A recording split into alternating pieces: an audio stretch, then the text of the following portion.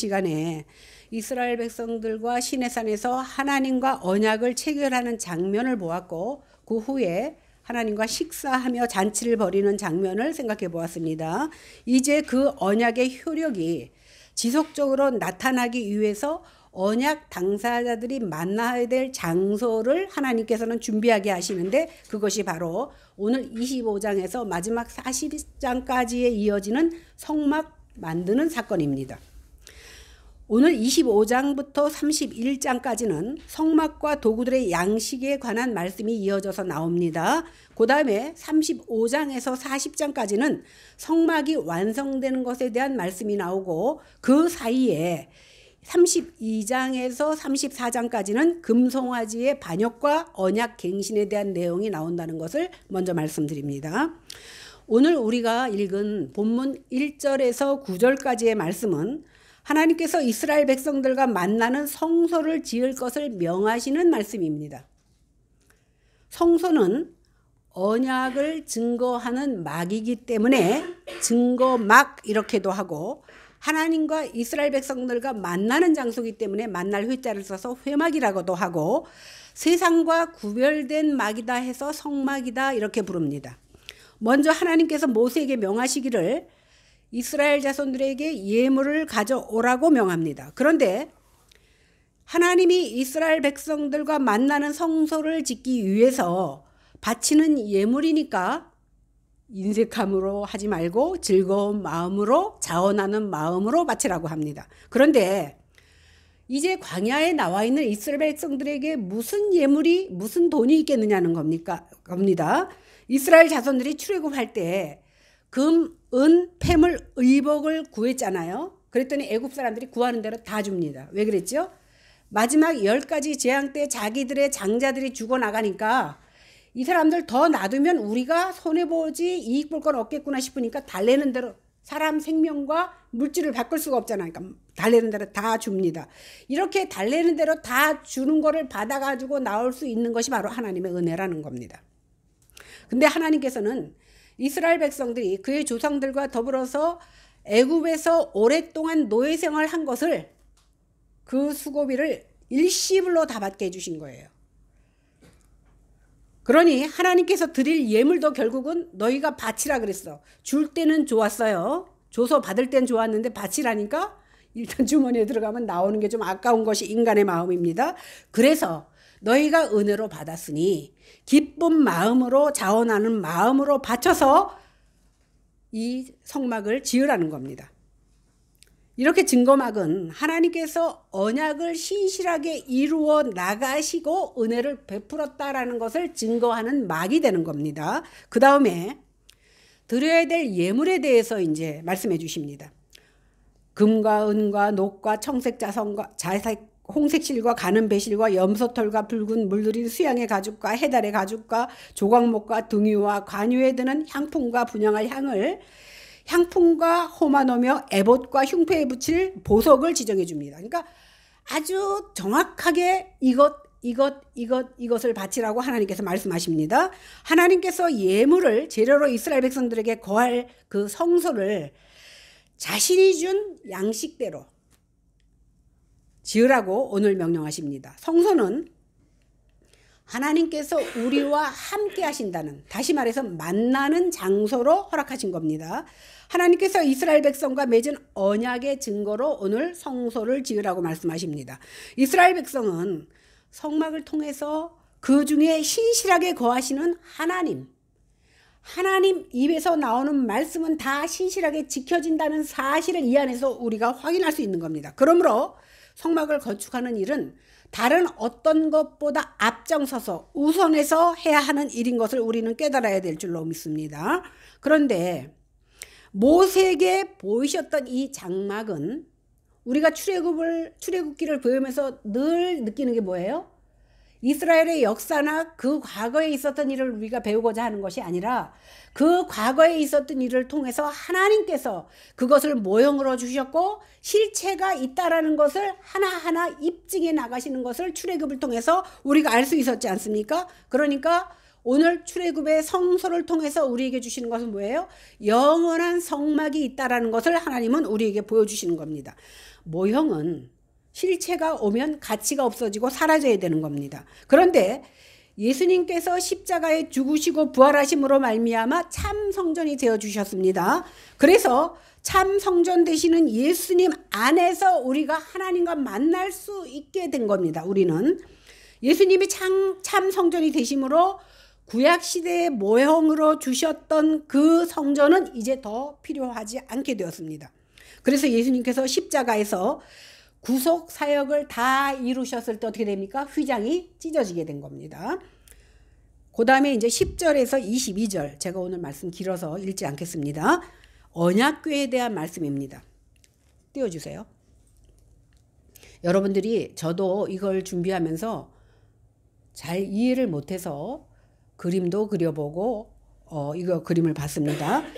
성막에서 제일 중요한 장소가 지성소입니다. 그러니까 제일 중요한 곳에 있어야 될 것부터 한 가지 가르쳐주고 있어요. 그 지성소에 놓여지는 것이 바로 언약궤입니다. 이 언약궤는 하나님의 임재를 보여주는, 성막에서도 하나님의 존재와 동일시되는 가장 중요하고 구별된 기구가 바로 언약궤입니다. 22절에 보면 거기서 내가 너희와 만나고 라는 말씀이 있습니다. 그러니까 이 언약궤 앞에서 하나님과 우리가 만난다라는 겁니다. 성막에서 하나님은 모세를 만나셨는데 특별히 그 장소가 성막 안에 지성소고, 지성소 가운데서도 언약궤에서 만난다라는 것을 우리에게 알려주시는 겁니다. 언약궤는 조각목, 그 성경에는 시띠나무라고 나오는데 우리가 이해하기 좋게 생각하면 아카시아과에 있는 거니까 그냥 아카시아 나무구나 이렇게 생각하면 굉장히 흔한 나무다라고 우리가 생각하면 됩니다. 사이즈는 장이 2규빗, 2규빗 반, 광이 1규빗 반, 고가 1규빗 반 이렇게 되게 하라고 했습니다. 그런데 한 규빗이 얼마나 하냐 하면 요 팔꿈치에서부터 제일 근 끝에까지, 그래서 평균 45.6cm로 우리가 잡습니다. 그래서 언약궤 길이가 계산을 해보니까 114cm, 폭과 높이가 각각 45.6cm, 68.4cm, 고만한 궤짝입니다. 직사각형. 근데 나무로 만들어지기는 했지만 안과 밖 전체를 금으로 입혀집니다. 시띠나무는 아까 말씀드렸듯이 아카시아 나무과라 그랬어요. 그러니까 그 당시에도 광야에서 흔하게 있는 나무예요. 여기서 흔한 나무를 사용하라고 하신 것은 무엇을 상징하냐면 주님의 인성을 상징하고 있습니다. 그리고 그것을 완전하게 덮고 있는 순금은 주님의 신성을 상징한다고 합니다. 그리스도 안에는 인성과 신성이 있고 사람과 하나님이 완전하게 만나서 성취되었다는 것을 언약궤를 통해서 우리는 알 수가 있습니다. 그리고 아래면 모서리에 발이 있는데 거기에 고리를 달아서, 저기 넘겨보세요. 또 하나. 고리가 양쪽으로 있죠. 그래갖고 거기다 채를 끼게 되어 있습니다. 고리에 채를 끼워서 운반할 수 있도록, 어깨에 매서 운반할 수 있도록 이렇게 만들었습니다. 대개 다른 성막의 기구들은 운반을 위해서 저렇게 채를 다 달아요. 왜냐하면 이동하게 되면 옮겨야 되기 때문에 채를 다 다는데 유일한 건 뭐냐 하면 이 언약궤에서는 저 채를 절대 빼면 안 됩니다.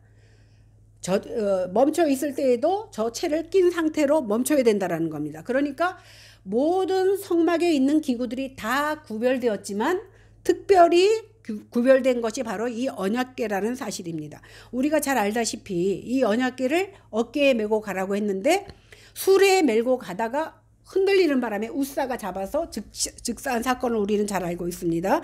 그만큼 하나님의 말씀의 중요함과 그 거룩함을 우리는 인식해야 된다는 겁니다.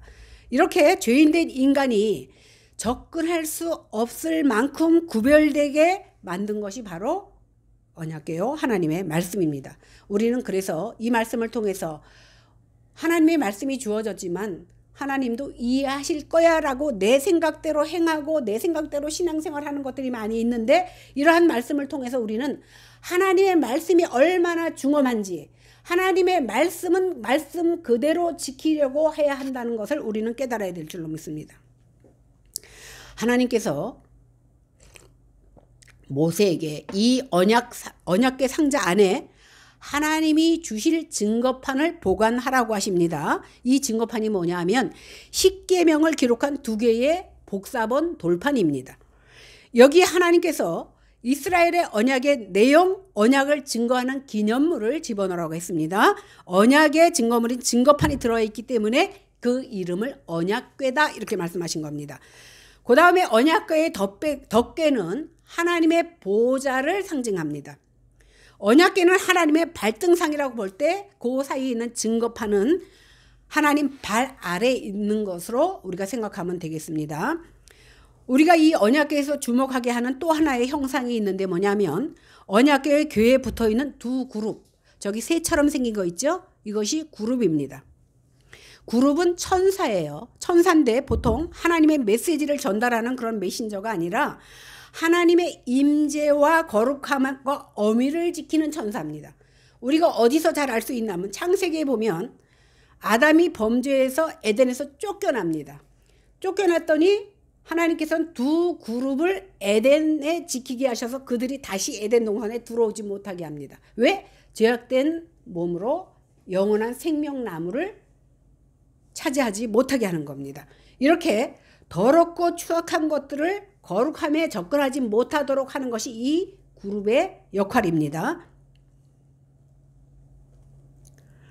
이 그룹의 형상 둘을 언약궤의 덮개인 속죄소 양끝에 만들되 별도로 만들어서 붙이는 게 아니라 판과 동시에 같이 짜서만 통으로 만들어야 되는 겁니다.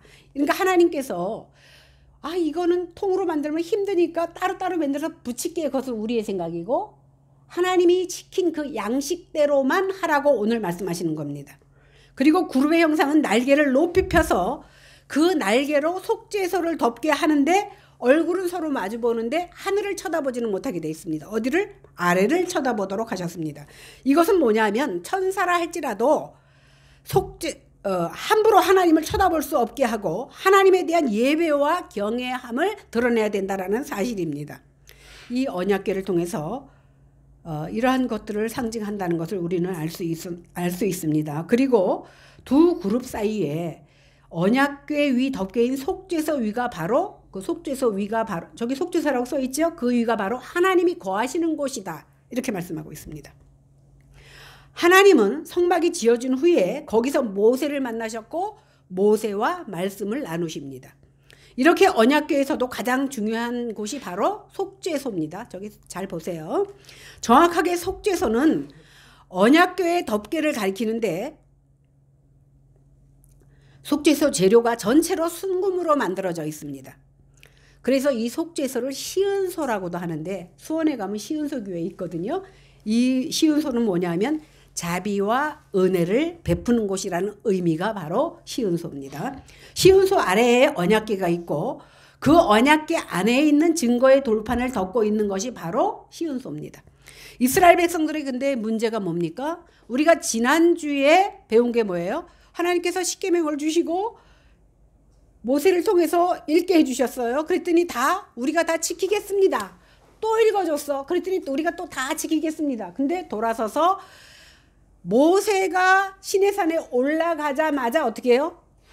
금송아지 만들어서 섬기잖아요. 이렇게 돌아서자마자 죄짓고 하나님의 말씀을 지킬 수 없는 것이 바로 우리입니다. 이렇게 지킬 수 없는 무능력을 가진 우리 인간들이 수없이 율법을 깨뜨리고 삽니다. 그렇다면 십계명이 적힌 이 증거의 돌판은 그들을 향해서 정죄할 것입니다. 율법에는 뭐라고 써 있죠? 너희 도둑질하지 말라 그러는데 왜 도둑질했느냐? 율법이 그것을 지적하고 정죄합니다. 이렇게 하나님 심판을 받을 수밖에 없는데 심판하시는 거룩한 하나님과 정죄하는 율법의 사이에 가로막혀 있는 것이 바로 속죄소입니다. 속죄소는 1년에 한 번 속죄일에 대제사장이 피를 뿌리기 위해서 들어가서 접근할 수 있습니다. 아무 때나 내가 들어가고 싶다고 들어가는 것이 아닙니다. 1년에 한 번 속죄일에 피를 뿌리기 위해서 접근할 수 있는데 속죄소를 히브리어로는 뭐라 하냐면 욤키푸르라고 합니다. 이 말은 뭐냐면 덮는다라는 의미를 가지고 있습니다. 사실상 언약궤의 덮개인 속죄소는 단지 언약궤를 덮고 있는 덮개일 뿐만 아니라 증거의 돌판, 죄를 짓고 넘어지는 이스라엘 백성을 정죄하는 증거의 돌판을 덮고 있습니다. 하나님으로부터 그 정죄함을 가려주고 있는 거예요.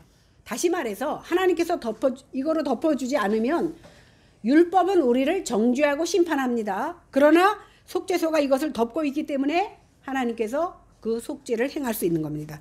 대제사장은 속죄일에 지성소로 들어갈 때 자기를 위해서 숫송아지 피를 가지고 백성을 위해서 속죄를 위한 염소의 피를 가지고 들어갑니다. 자기를 위해서는 숫송아지 피, 백성들을 위해서는 염소의 피를 가지고 들어갑니다. 그리고 그 피를 각각 속죄소 위 동편에 뿌리고 속죄소 앞에다 7번 뿌립니다. 그래서 자신들의 죄를 속하는 의식을 행하게 됩니다. 순금으로 빛나는 그 속죄소 위에 피가 뿌려지는 것 때문에 우리가 용서함을 받는 겁니다. 그래서 성경에 뭐라고 말합니까? 피 흘림이 없은즉 사함이 없다, 이렇게 말씀하고 있습니다. 속죄소의 위에 피가 없다면 죄인들에게 베풀어질 속죄도 없고 은혜도 없는 겁니다. 율법의 이 두 돌판은 우리를 정죄하지만 속죄소는 그 율법의 정죄를 덮어주는 역할을 하고 있는 겁니다. 이제 속죄소 위에 그룹들 가운데 거하시는 하나님께서 속죄소에 가려져 있는 율법을 보시는 것이 아니라 순금으로 된 속죄소 위에 뿌려진 그 피를 보시고 우리의 죄를 용서하신다는 사실입니다. 이 피로 말미암아 죄인과 거룩하신 하나님 사이에 화해가 일어나 있는 겁니다. 그래서 여기 속죄라는 의미에는 갈라져 있는 두 편이 하나가 된다는 의미를 내포하고 있습니다. 이것이 속죄고 속죄소에서 일어나는 일입니다. 그래서 이 속죄소는 사실상 예수 그리스도 자신을 그대로 보여주는 모형이 되기도 합니다. 예수의 보혈의 피가 내 죄를 사해 주셨듯이 예수님께서 당신의 피를 바르신 속죄소가 되셔서 하나님의 진노의 심판으로부터 우리를 구해 주셨다라는 의미를 가지고 있는 겁니다. 그러므로 참 시온소는 예수님께서 우리의 죄를 위하여 피 흘려 돌아가신 십자가가 참 시온소가 된다라는 사실입니다. 십자가가 우리의 시온소 속죄소입니다. 그래서 히브리 기자는 히브리서 9장 11절 12절에서 이렇게 말합니다. 그리스도께서 장래 좋은 일의 대제사장으로 오사 손으로 짓지 아니한 곧 이 창조에 속하지 아니한 더 크고 온전한 장막으로 말미암아 염소와 송아지 피로 아니하고 오직 자기 피로 영원한 속죄를 이루사 단번에 성소에 들어가셨느니라, 이렇게 말씀하고 있습니다. 이어서 23절에서 30절은 진설병 상에 대한 말씀이 나오는데 먼저 성막 그림 한번 보여주세요. 성막 그림을 보면 성소가 있고 지성소가 있어. 쉽게 설명하면 성소고 여기가 지성소예요. 그리고 지금 제가 설명하는 것은 여러분들 입장에서 보는 게 아니라 제가 나가면서 제가 오른쪽 그러면 제가 하는 오른쪽이고 제가 하는 왼쪽이 되는 겁니다. 이제 하나님은 지성소에서 나와서 성소에 있는 진설병을 놓아두는 상을 만들 것을 지시하십니다. 성소에는 3개의 기구가 있어야 되는데 지성소에서 나오자마자 중간이 향단이 있습니다. 그러니까 향을 피우는 향단이 있고 지성소에서 나오는 대제사장, 제가 보기에 왼쪽에 진설병상이 있고 오른편에 금촛대가 놓여 있습니다.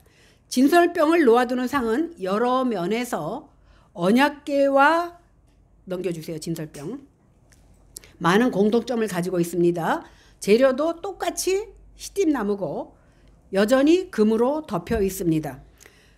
그런데 그 발치에 고리를 만들어서 채로 채를 끼는 것도 똑같은데 언약궤와는 달리, 언약궤는 어떻게 채를 빼면 안 된다 그랬잖아요. 그런데 이 떡상은 옮겼을 때는 그걸 빼놓습니다. 그리고 또한 언약궤만큼 아주 구별되고 귀하게 여기지 않는다는 사실이에요. 그럼 이 상 위에서 무엇을 올려놓느냐는 겁니다. 가장 중요한 것은 12개의 진설병, 떡입니다. 정금으로 대접과 숟가락과 병과 붓는 잔을 만들어서 놓는데 여기 숟가락이라고 말했는데 사실은 종지라고 번역할 수 있습니다. 그러니까 이 종지에는 아마 유향을 담아두게 되는 겁니다. 그 중에 진설병은 레위기 24장 5절에서 8절을 보니까 고운 가루로 만든 떡 6개씩 2줄, 그러니까 12개를 진설해 놓습니다. 안식일마다 새 떡으로 바꾸는데 물린 떡, 6일 동안 놔둔 떡은 제사장만 먹을 수 있습니다. 그런데 하나님께서 오늘 본문에서 그 진설병이 떨어지지 않도록 계속 놔두라고 말씀하셨습니다. 이것은 뭐냐면 하나님께서 당신을 먹이시는 분이라는 의미도 있지만 백성들과 왕의 식탁에 참여하는 것이 이어진다라는 의미를 가지고 있습니다. 신약의 성도들에게는 예수님께서 생명의 떡이 되신다 이렇게 말씀하셨습니다. 성도들은 예수님의 식탁에 참여할 수 있고 주님과 더불어 먹을 수 있게 된 겁니다. 이렇게 진설병이 놓여있는 상은 하나님과 함께 먹고 교제하는 잔치의 자리에 우리를 부르신다라는 메시지를 가지고 있습니다.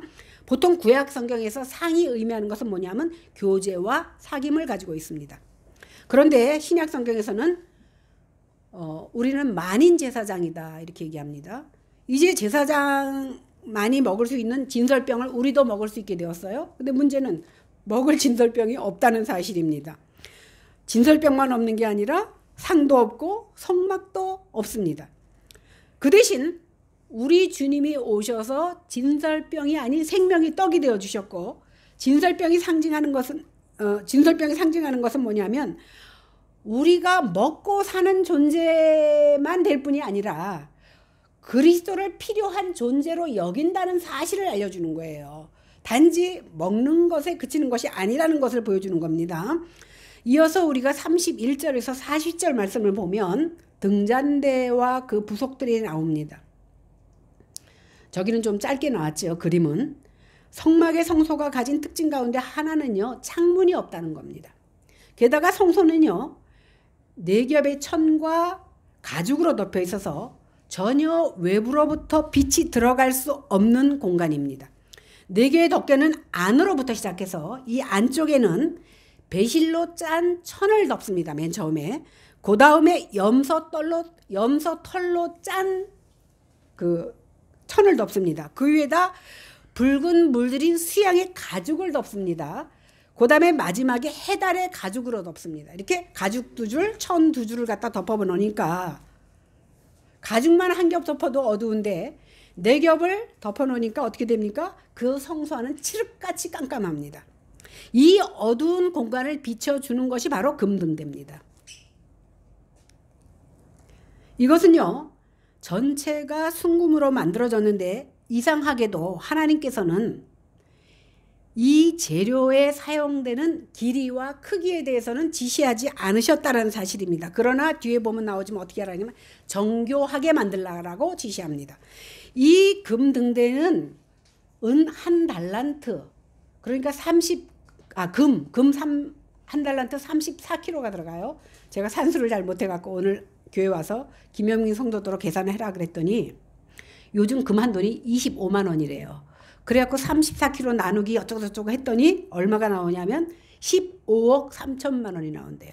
그러니까 금 등대를 그냥 1달란트, 그러니까 1이니까 가볍게 여겼지만 15억 3천만 원이 든다라는 겁니다. 굉장히 어마어마한 숫자인데 이 순금 등대는요, 금붙이로 각각의 부분을 만들어서 조립하는 것이 아니라 이것도 한 번에 모형을 한 번에 떠서 한 판으로 만들도록 말씀하셨습니다.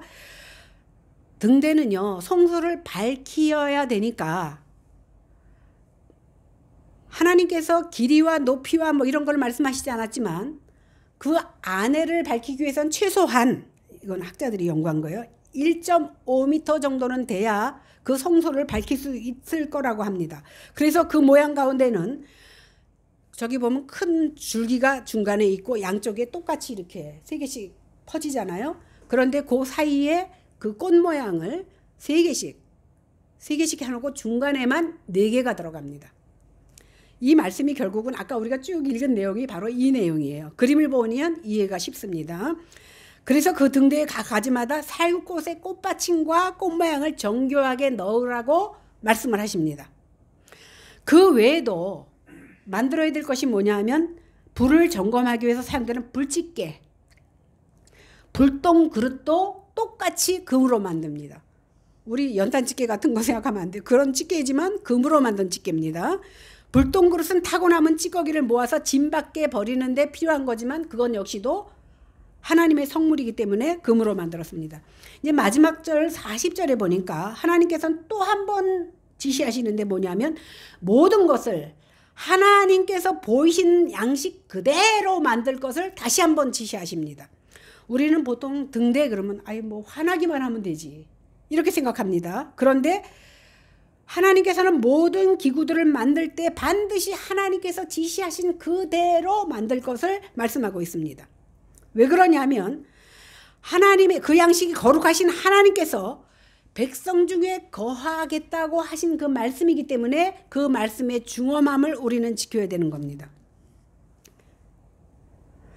우리는 보통 어떻게 생각하냐면 우리가 어떤 목적지를 정해놓고 우리 이제 고모님이 울산에서 오셨어요. 울산에서 올 때는 비행기도 있고 기차도 있고 고속버스도 있어요. 그러니까 우리가 뭐 어떤 방법을 써도 하나님께만 빨리 가면 되지 않겠느냐라고 생각하겠지만 신약에서든 구약에서든 하나님께서 보여주신 방법은 여러 가지가 없고 오직 유일합니다. 뭐라고 나옵니까? 내가 곧 길이요 진리요 생명이니 나로 말미암지 않고는 아버지께로 갈 수가 없어.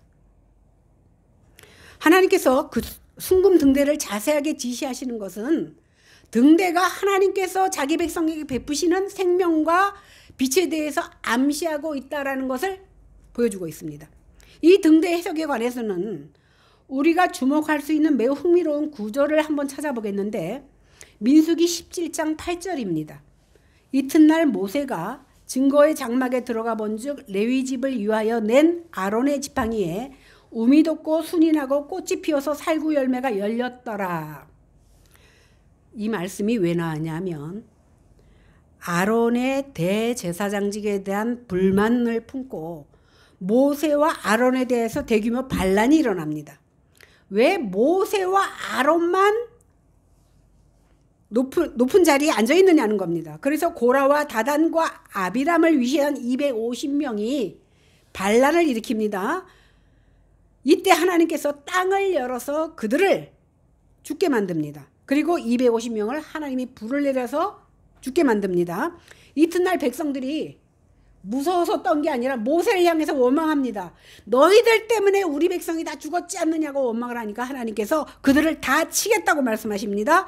그리고 어떻게 됩니까? 연병이 돌아서 14,700명이 죽습니다. 이에 모세와 아론은 하나님 앞에 무릎 꿇고 용서해달라고 빕니다.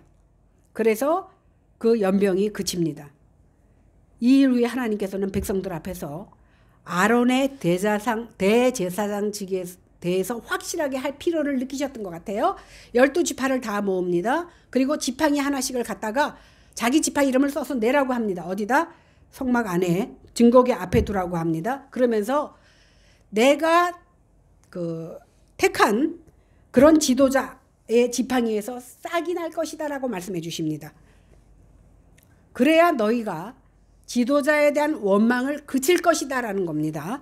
그 다음날 어떻게 됩니까? 아론의 지팡이에서 싹이 나서 열매를 맺는 역사가 일어납니다. 순이 돋고 살구 열매가 열린 것을 모든 백성들이 봅니다. 이 싹난 지파가 성소 안에 있는 순금 등대와 같은 모습을 가지고 흡사한 모습이라는 사실입니다. 그래서 이 싹난 지팡이는 하나님의 언약궤 안에 같이 집어넣습니다. 두 돌판과 같이 집어넣습니다. 만나와 함께.